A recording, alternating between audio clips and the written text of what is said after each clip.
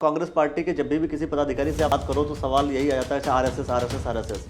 मतलब आप लोग आरएसएस को निशाना क्यों बनाते हो आप लोग? लगता है कि जो मेरी सोच है वो शायद उस सोच को गवारा नहीं करती, जो कि मैं झूठ बोल करके कि नेहरू जी ऐसे थे, वो तो ये थे, वो ये थे, या गांधी जी ये थे, वो थे, तो मैं उस तरह की बात नहीं करता। आप भी जब सरकार में आना चाह रहे हैं तो आप भी तो सामने वाले की बेइज्जती करके ही तो आप सरकार में आ रहे हैं। तो हम सामने माइक पे आगे कर रहे हैं, वो अपनी टीम को चुपचाप से पीछे से नहीं लगा रहे हैं कि वो उसने चाहे सही किया हो गलत किया हो उसको जाके बदनाम करो, ऐसा काम नहीं। आपके पास कोई ऐसा संगठन नहीं है, आपको इस बात का दुख होगा कि आरएसएस की 1925 में स्थापना हुई और आज तक 100 साल होने जा रहे थे। मतलब अब समझ लीजिए कि 90 साल होने के बाद उनकी पहली बार एक सरकार बनी और वो भी सरकार झूठ के पायदान पे बनी। पार्टियों का उद्देश्य सिर्फ और सिर्फ सत्ता हासिल करना है और ये जो दोनों पार्टियां हैं एक दूसरे के ऊपर छींटाकशी करती रहती हैं, लेकिन दोनों एक दूसरे को प्रोटेक्ट भी करती रहती हैं। वो मुसलमानों को मारने के लिए आए थे, वो हिंदू में बंटवारा कर दिया, ठीक है। आज समाज में बंटवारा कर दिया। तो मैं कर रहे हैं मोदी जी के 5 अच्छे काम। मैं मोदी जी को और अमित शाह को दोनों को नेता नहीं मानता हूँ।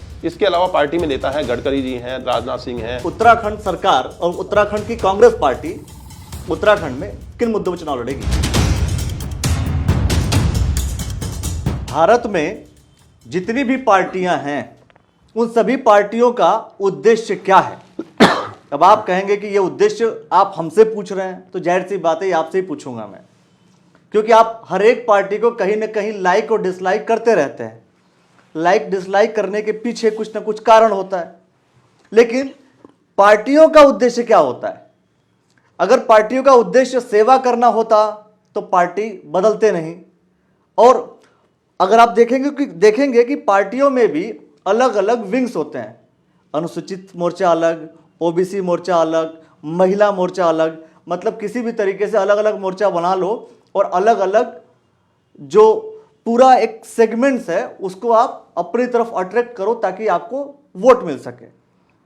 लेकिन चुनाव है, चुनाव में ऐसी चीज़ें आपको सुनने को देखने को मिलती रहेंगी और इस पर मैं बार बार चर्चा करता रहूँगा। नमस्कार दोस्तों, मेरा नाम है अखिलेश और इस वक्त आप देख रहे हैं द न्यूज़ वाला नेटवर्क। और आज राजनीतिक गलियारे में हमारे साथ बैठे हैं अनिल भास्कर जी।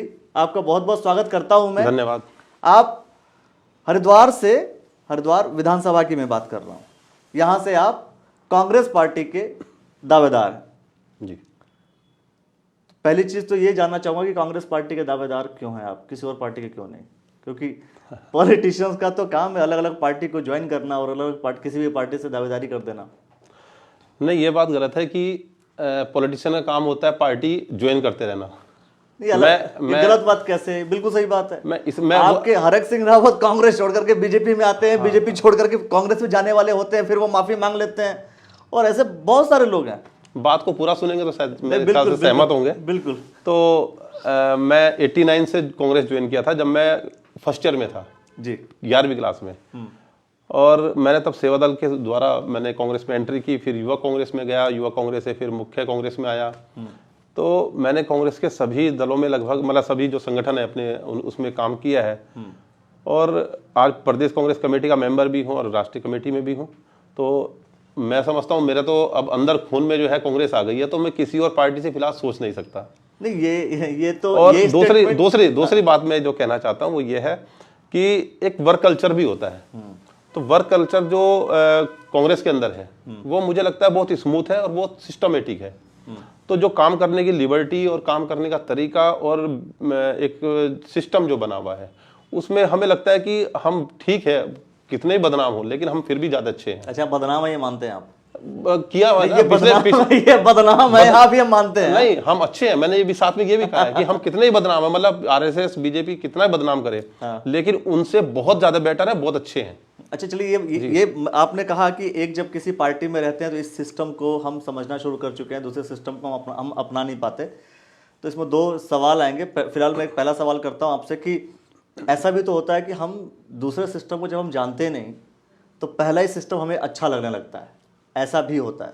लेकिन ये भी हो सकता है कि दूसरा सिस्टम ज़्यादा बेटर हो। आपकी बात का जवाब देता हूँ। मैं बेसिकली मैंने एकेडमिक एजुकेशन मेरी कम है लेकिन मैंने पीएचडी तक साइकोलॉजी को मैंने पढ़ा है जी। और मेरे बहुत सारे दोस्त आरएसएस में भी हैं और बहुत सारे दोस्त मेरे बीजेपी में भी हैं और ऐसे नहीं है कि उनसे हाई लो है, मेरा उनसे घर से पारिवारिक संबंध भी है। तो कई बार मैंने ऐसा जब होती है कुछ चीजें से आपके साथ बैठा हूं तो मुझे ये महसूस करूंगा कि अगर आपकी जगह मैं होता तो मैं क्या सवाल करता। तो ऐसे ही मैं उनके साथ महसूस करता हूं कि अगर मैं बीजेपी में होता, आरएसएस में होता, तो मैं क्या इनकी आइडियोलॉजी को उसी हिसाब से मैं काम करता। लेकिन मुझे लगता है कि जो मेरी सोच है वो शायद उस सोच को गवारा नहीं करती, जो कि मैं झूठ बोल करके कि नेहरू जी ऐसे थे, वो तो ये थे, वो ये थे, या गांधी जी ये थे, वो थे, तो मैं उस तरह की बात नहीं करता।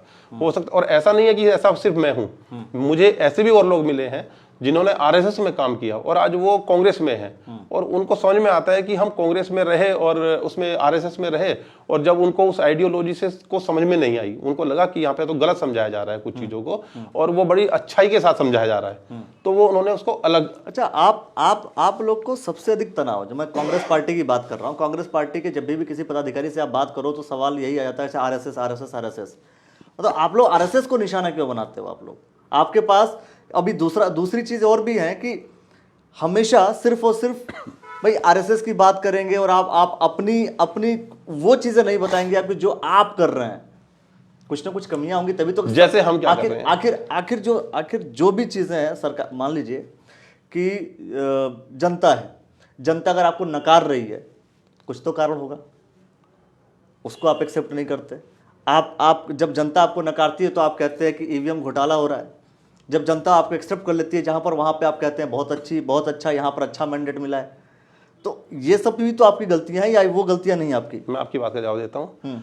पूरी दुनिया में जहां खुला लोकतंत्र है, आप कोई भी एग्जाम्पल बता दीजिए, कोई एक आध अपवाद को छोड़ करके, जिसमें कहीं भी किसी भी सरकार ने 10 साल पूरे करके रिपीट किए हो, दुनिया में कहीं भी नहीं है। मतलब सरकार आती है, जाती है, पार्टी बदलती है, सब कुछ होता है, और ये आप अमेरिका में हो या कहीं और का लोकतंत्र हो, हर जगह आपने देखा होगा। तो अमेरिका में शायद एक ही राष्ट्रपति 4 बार चुने गए 1934 से लेकर के और शायद 47 के आसपास तक, वो भी अलग परिस्थितियों में रहे। लेकिन कहीं पर भी पूरी दुनिया के अंदर जहां लोकतंत्र है, वहां 2 टर्म के अलावा कोई सरकार ने रिपीट नहीं किया है, अगर अच्छे से मैं जितना स्टडी किया पिछले 200 साल के लगभग। तो अगर भारत के अंदर ऐसी घटना हुई है तो उसमें ऐसे कौन सी बड़ा पहाड़ टूट गया है कि भाई सरकार वो कांग्रेस चली गई। ये सोशल मीडिया का एक बहुत बड़ा प्रोपेगेंडा इसके द्वारा ऐसा फैला दिया गया कि सरकार चली गई तो कांग्रेस बर्बाद हो गई। तो इसका मतलब जब अगली बार अगर बीजेपी चली जाएगी तो कांग्रेस का वो बीजेपी कभी नहीं आएगी। तो ये एक नकारात्मकता जो फैलाने का काम है, जो आरएसएस की आपने बात की, मैं इसलिए हम लोग उस पर निशाना साधते हैं कि वो लोग एक जिसे कहते हैं अपने आप को राजनीतिक बोलेंगे, और जिस प्रकार की वो चर्चा करते हैं लोगों के बीच में रह करके, जिसे कहते हैं ना एक छुपा हुआ छद्म युद्ध जो लड़ते हैं, उस तरह से भारत का ही नुकसान हो रहा है, समाज का नुकसान हो रहा है, देश का नुकसान हो रहा है। इसलिए नहीं कर। युद्ध के बारे में जरा बताइए, छद्म युद्ध है क्या? छिपा हुआ युद्ध कैसा, मतलब किस टाइप का छुपा हुआ? छुपा हुआ इस प्रकार से कि वो बसों में जा रहे हैं, खुद से बताएंगे मैं राजनीतिक नहीं, मैं तो टीचर हूं, मैं ये हूं, मैं वो हूं, इस तरह की बातें करेंगे। फिर बताएंगे कांग्रेस ने देश बर्बाद किया है, ठीक है। फिर बताएंगे कि वो अच्छा है, इस तरह से है। वो अपनी अच्छाइयां नहीं बताएंगे, वो बीजेपी की अच्छाइयां नहीं बताएंगे, वो दूसरे की कमियां बताएंगे। जैसे सिर्फ मेरा काम होगा आपको बदनाम करना, मैं अपनी अच्छाइयां नहीं बताऊंगा कि मेरे अंदर कुछ काम करने की क्वालिटी है कि नहीं है। अगर नहीं है तो मैं अपनी कमियां भी नहीं बता रहा हूं, लेकिन मुझे सिर्फ इतना पता है कि मैं आपको बुरा बता करके खुद को अच्छा सिद्ध करने का प्रयास करता हूं। तो वो काम आरएसएस करती है। तो ये काम आरएसएस करती है, ये काम कांग्रेस भी करती है, ये काम बीजेपी भी करती है, काम बसपा भी करती है, ये काम समाजवादी पार्टी भी करती है, ये काम तो सारी पार्टियां करती हैं। आप जब सत्ता में आते हैं तो आप क्या कहते हैं? राहुल गांधी जी क्या कह रहे हैं बार बार कि नरेंद्र मोदी जी ने ये कर दिया, नरेंद्र मोदी ने ये कर दिया, नरेंद्र मोदी ने ये कर दिया। वो ये तो नहीं बता रहे कि मैंने क्या किया। मैंने आपको वही बोला नहीं, ना, वो तो मैंने आपको वही बोला कर रहे हैं ना। नहीं, मैंने आपको वो भी तो कर रहे हैं। मैं आपको वही बता रहा हूँ। एक मिनट, नहीं, मैं आप ही की बात सरकार में आ रहे हैं, आप भी जब सरकार में आना चाह रहे हैं तो आप भी तो सामने वाले की बेइज्जती करके ही तो आप सरकार में आ रहे हैं। नहीं, आप बात को कहीं और ले गए। मैंने कहा था छद्म युद्ध, छुपा हुआ युद्ध। राहुल गांधी हो, चाहे कोई अखिलेश हो, चाहे कोई आपने जितने भी पार्टियों की बात की है, वो माइक पे खड़े होकर के बता रहे हैं कि नरेंद्र मोदी ने ये काम गलत किया है। वो मीडिया के सामने आके बता रहे हैं कि मोदी ने ये काम गलत किया है। वो डाटा देके बता रहे हैं कि मोदी ने ये काम गलत किया है। वो या कोई भी उनका जो प्रतिनिधि होगा, कोई मुख्यमंत्री होगा, उस पर उंगली कर रहे हैं, तो वो सामने माइक पे आगे कर रहे हैं। वो अपनी टीम को चुपचाप से पीछे से नहीं लगा रहे हैं कि वो उसने चाहे सही किया हो, गलत किया हो, उसको जाके बदनाम करो। ऐसा काम नहीं। हम लोग कांग्रेस के लोग हैं, सामने आके बात कर रहे हैं। हमने किसी को ये तो नहीं कहा कि हमारा कांग्रेस से कोई मतलब नहीं है, लेकिन ये मोदी आदमी ठीक नहीं है, हमने तो नहीं कहा ना। हम कह रहे हैं कांग्रेस के लोग हैं और उन्होंने गलत काम किए हैं, तो हम बता रहे हैं। तो लोग हमें हमारी आइडेंटिटी से इस बात को समझ में आया कि आपको कहीं इस बात का तो दुख नहीं है ना कि आपके पास ऐसा कोई संगठन नहीं है? आपके पास कोई ऐसा संगठन नहीं, आपको इस बात का दुख होगा। हमें खुशी है, हमें खुशी है कि हमारे पास, अब मैं आपको एक छोटी सी बात बताता हूं कि आरएसएस की 1925 में स्थापना हुई जी, और आज तक 100 साल होने जा रहे थे। मतलब अब समझ लीजिए कि 90 साल होने के बाद उनकी पहली बार एक सरकार बनी, और वो भी सरकार झूठ के पायदान पे बनी। जैसे ही बनी सब लोग जानते हैं। आज अगर दुनिया के लोग जानते हैं कि बीजेपी के लोग झूठ बोलते हैं या वर्तमान प्रधानमंत्री और गृह मंत्री झूठ बोलते हैं, तो इससे बड़ा हमारे लिए और क्या होगा कि लोग इस बात को समझ रहे हैं कि वो लोग झूठ बोलते हैं। कम से कम कांग्रेस के लिए तो नहीं बोल रहे कि वो झूठ बोलते हैं। बिल्कुल मैं एक छोटी सी बात, कांग्रेस की गवर्नमेंट थी, नहीं मैं इस बात को पूरी कर दूं, ठीक है बताइए, मैं इस बात को पूरी कर दूं। तो हम लोगों को इस बात की खुशी है कि हमारे पास एक ऐसी गलत आइडियोलॉजी वाला संगठन नहीं है जो 100 साल पूरे होने के बावजूद भी अपनी सरकार नहीं बनवा पाया। और आज अगर बनवा भी पाया है तो उसके बाद भी उसके अंदर एक डर है कि हमारी सरकार चली ना जाए। कांग्रेस के लोग इस तरह की डर नहीं है। कांग्रेस को यह लगता है कि हमें आना है तो काम करना है। उनको आज अगर चिंता है तो इस बात की है कि उन्होंने जो चीजें खड़ा की थी उस चीज को बर्बाद किया जा रहा है। आपने कहा कि भाई बीजेपी की आइडियोलॉजी इस बात पर सिद्ध है कि वो झूठ शब्द, वैसे ही 10 साल पहले जब 2014 में इलेक्शन हो रहे थे और अभी भी लोगों के मन में यह भी है कांग्रेस का मतलब करप्शन। तो अगर आप ये कह रहे हैं कि भाई बीजेपी के लोगों ने कांग्रेस की इस तरीके से आइडियोलॉजी सेट की है, तो यह भी हो सकता है कि कांग्रेस के लोगों ने बीजेपी की ऐसी आइडियोलॉजी सेट करने की कोशिश की है। आज मैं बोलता हूं आपको कैमरा चलाना नहीं आता, मुझे आपसे ज्यादा अच्छा कैमरा चलाना आता है। मैं इस बात का प्रचार करूंगा। जब वो कल मेरे पास कैमरा आएगा, जब मुझे इसका एंगल ही नहीं पता होगा कौन सा एंगल सेट करना है, तब लोगों को पता चलेगा कि ये ज्यादा अच्छे थे, मैं गलत था। आज स्थिति यही बनी है कि जब 2G घोटाला हो या आपका कोल घोटाला हो या दूसरे और जो भी घोटाले हो, जैसे कॉमनवेल्थ घोटाला हुआ, कॉमनवेल्थ घोटाले में सरकार रहते हुए, कांग्रेस सरकार रहते हुए कलमाड़ी को जेल भेजा। सरकार आई मोदी जी की, तुरंत उसको जेल से बाहर निकाला, बीजेपी में ज्वाइन कराया। कलमाड़ी जी और वो सॉरी कनिमोझी और राजा को, उनको दोनों को कांग्रेस सरकार ने जेल भेजा, जबकि आरोप भी सिद्ध नहीं हुए थे। लेकिन क्योंकि एक गुस्सा था, एक ऐसा लगा कि वास्तव में ऐसा घोटाला हुआ, दोनों को जेल भी भेजा, जमानत हुई। 2019 की जनवरी में इसी मोदी सरकार के समय में वो दोनों रिहा, मतलब वो केस ही खत्म हो गया बेसिकली देखा जाए तो। अभी कोल घोटाले का मामला ओपन हुआ, उसमें जो अटल जी के समय के मंत्री थे वो मुख्य आरोपी पाए गए।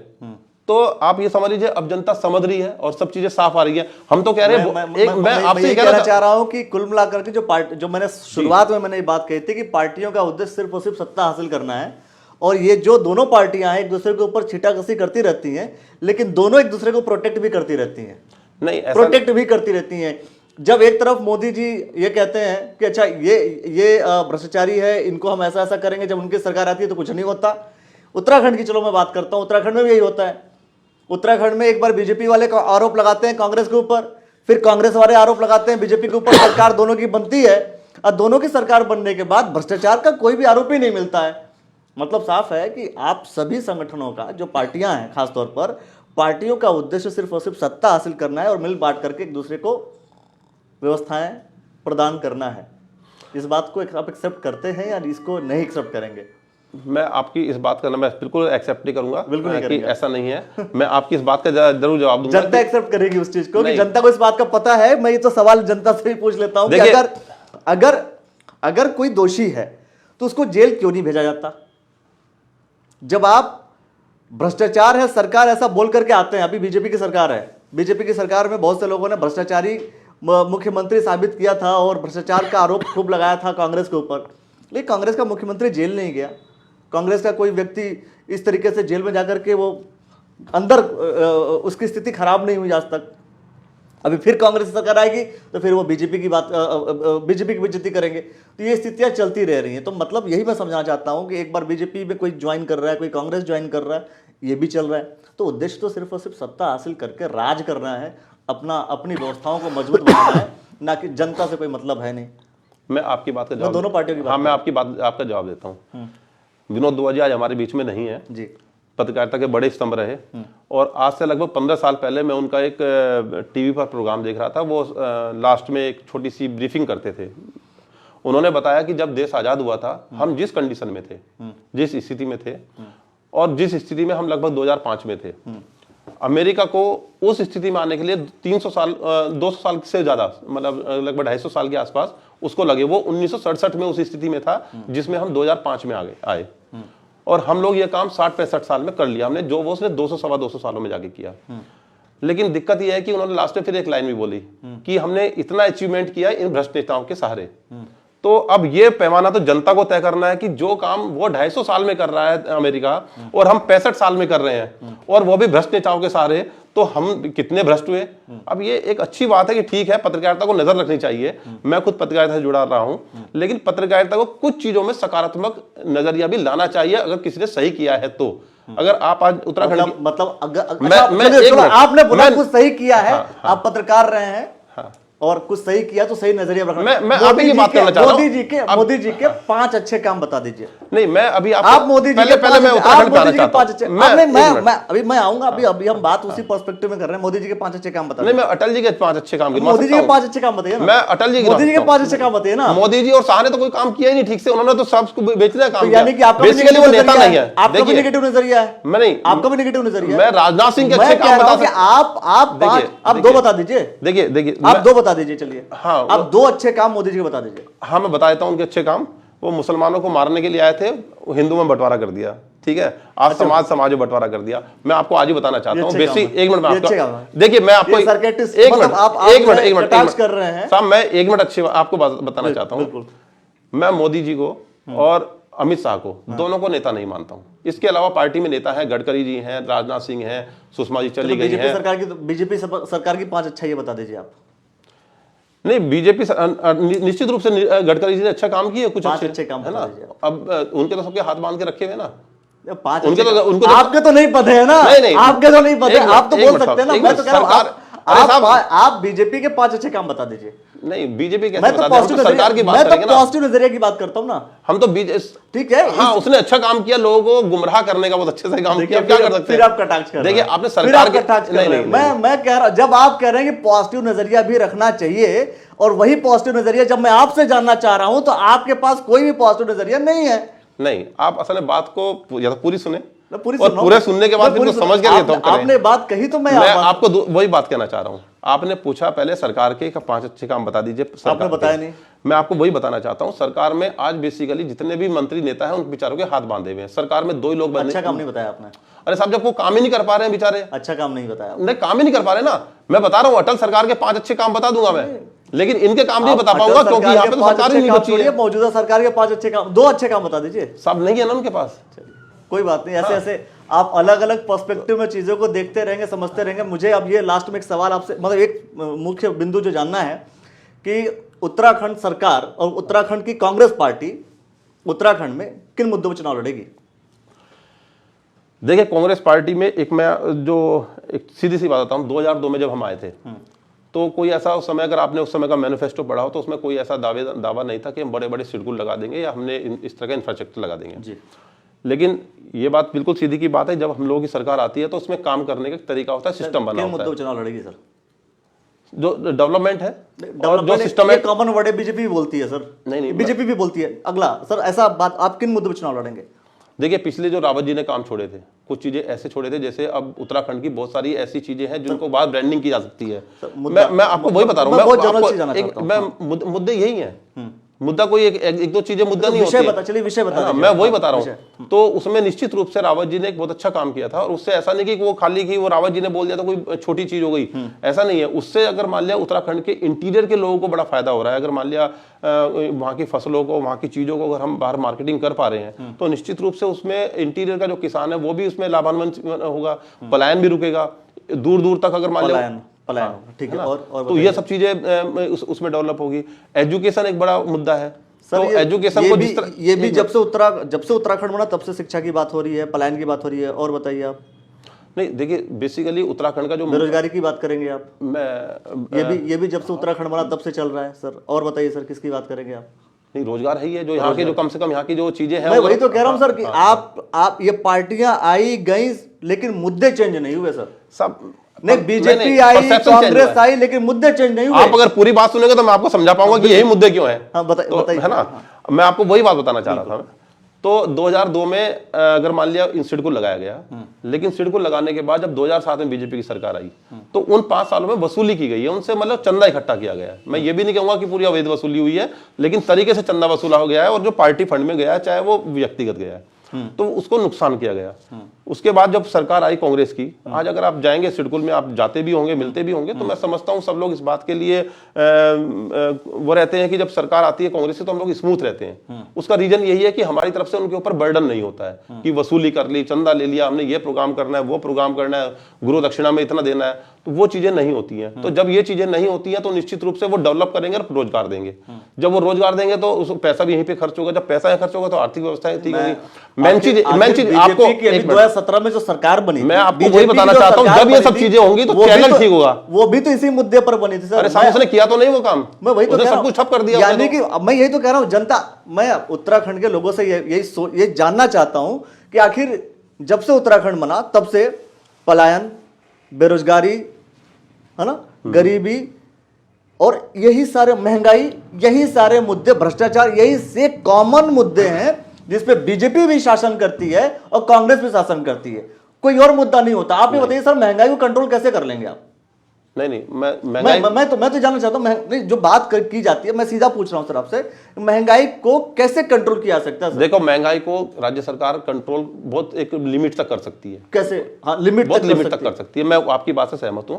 बाकी ये जरूर है कि अगर सरकार नहीं रहेगी बीजेपी की तो उसको प्रेशर जरूर रहेगा सेंटर में, जिससे कि वो लोग, क्योंकि महंगाई पूरी उनके हाथ में है, कंट्रोल तो वही करेंगे। लेकिन जैसे अभी उपचुनाव हुए और उस उपचुनाव का डर देखते ही उन्होंने 8 रुपए 10 रुपए नीचे लेके आ गए तुरंत पेट्रोल डीजल वगैरह, तो निश्चित रूप से दबाव बनेगा। पहली बात तो ये है। दूसरी बात ये जो आप कह रहे हैं मुद्दे वही हैं, तो मुद्दे तो वही रहेंगे। आप रोटी खाते नहीं, एक मिनट सुनिए भाई, नहीं, कोई किसी के पास, किसी भी पार्टी के पास कोई भी प्रॉपर सोल्यूशन नहीं है। नहीं, ये सिर्फ एक मजाक विषय नहीं है। मैं आपको जो कहना चाहता हूँ, एक गाड़ी चल रही है ना, एक गाड़ी चल रही है, एक मैं ड्राइवर हूँ जो हैंड ब्रेक लगाकर गाड़ी चला रहा है, आगे ना बढ़े। एक आप अच्छे ड्राइवर हो सकते हैं जो हैंड ब्रेक छोड़ करके गाड़ी चला रहे हैं और अच्छी स्पीड से चला रहे हैं। तो कांग्रेस जब आती है वो हैंड ब्रेक लगा के नहीं चलाती है, ठीक है ना, वो सही एंगल पे गाड़ी चलाती है। इसलिए मुद्दा वही है कि जो ये मुद्दे हैं इनको आप सही चैनल में सही तरीके से सबको स्मूथ करके और सब लोग काम करें, उसके लिए माहौल बनाना होता है। वो माहौल कांग्रेस सरकार देती है, माहौल कांग्रेस सरकार देती है। चलिए देखते हैं क्या स्थितियां होने वाली हैं, और ऐसी स्थितियों के बारे में पूरी जानकारी हम आपको देते रहेंगे। हरिद्वार जिले की स्थिति मैं आपसे सीधा जानना चाहता हूँ, हरिद्वार जिले में 11 विधानसभाओं में से कितनी सीट्स आपकी आने वाली हैं? नहीं, मेरा ऐसा मानना है चाहना नहीं, आने वाली कितनी में? नहीं, मुझे ऐसा लगता है, जो मेरा अपना एक परसेप्शन है, जो मेरी सोच है, मुझे लगता है कि हम लोग कम से कम 7 से 9 सीटें लेकर के आएंगे। 7 से 9 सीटें? हाँ, आप लेकर आएंगे। हाँ। अभी तक जो बीजेपी की है, मुझे ऐसा लगता है वो कांग्रेस के हाथ में आएगी, इसका मतलब? मुझे ऐसा लगता है। ठीक है। और हरिद्वार की स्थिति को कैसे देखते हैं आप? उसमें 7 से 9 में आपने हरिद्वार को काउंट किया या नहीं किया? मैंने हरिद्वार को काउंट किया है उसमें। हरिद्वार काउंट किया आपने? हाँ, और हरिद्वार को मैंने इसलिए भी काउंट किया। मैं आपको एक बात और कहना चाहता हूँ कि अगर आपको लगता है कि हम नहीं जीत रहे हैं, तो आप ये मान लीजिए, जैसे इस बार मेयर चुनाव हुआ था, यूनिटी के साथ वो लड़ा गया था, तो हम लोग बिल्कुल 100% यूनाइट होकर लड़ेंगे, चाहे किसी को भी टिकट मिले। किस बेसिस पर सर यूनाइट होकर लड़ेंगे? एक तरफ प्रीतम सिंह है, एक तरफ हरीश रावत जी हैं, किस बेसिस पर? आप हरिद्वार के नेताओं की बात कर रहे हैं, प्रदेश के नेताओं की बात कर रहे हैं? मैंने हरिद्वार के नेताओं की गारंटी ले रहा हूँ। लेकिन वो नेता की सीरीज तो अंत तक है ना सर, वो नेताओं की सीरीज तो अंत तक है ना। ये तो आपको पता होगा कि हर नेता जो भी है, दोनों नेताओं की, दोनों गुट की मैं बात कर रहा हूं, दोनों गुट तो अंदर तक फैले हुए हैं सर। तो वहां भी तो असर आएगा, जहां पर जब आपके मेयर पति अशोक शर्मा जी साफ साफ इस बात को कह देते हैं कि मैं तो पूरा समर्थन करता हूं, प्रीतम सिंह जी के अंदर क्या खराबी है, प्रीतम सिंह जी बहुत अच्छे हैं। जो खुल करके एक पक्ष को सपोर्ट कर रहा हो और अचानक हरीश रावत जी के अंदर पूरी कमान आ जाती है, तो दिक्कत तो होगी ना सर। इस बार ना कुछ यूथ भी है, आप उस पर विश्वास कर सकते हैं कि जिन्होंने उन दोनों सभी नेताओं को इस बात के लिए प्रेशर भी बनाया हुआ उनके ऊपर कि अगर इस बार किसी को भी टिकट मिला और किसी ने विद्रोह किया तो निश्चित रूप से भविष्य उसका भी खराब होगा।